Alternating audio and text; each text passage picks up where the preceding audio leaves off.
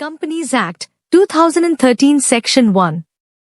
1. This Act may be called the Companies Act, 2013. 2. It extends to the whole of India. 3. This section shall come into force at once.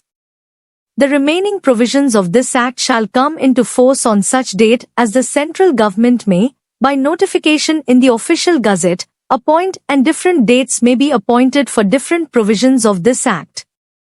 Any reference in any provision to the commencement of this Act shall be construed as a reference to the coming into force of that provision.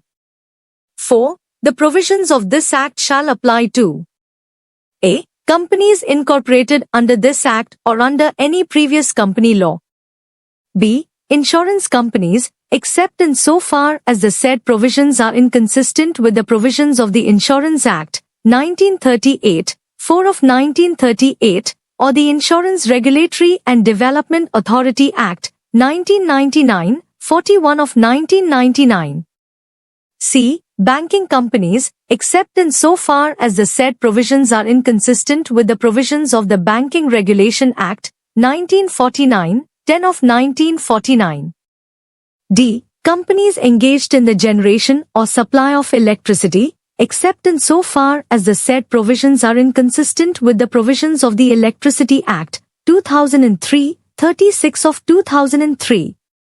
e. Such body corporate, incorporated by any act for the time being in force, as the central government may, by notification, specify in this behalf, subject to such exceptions, modifications, or adaptation, as may be specified in the notification.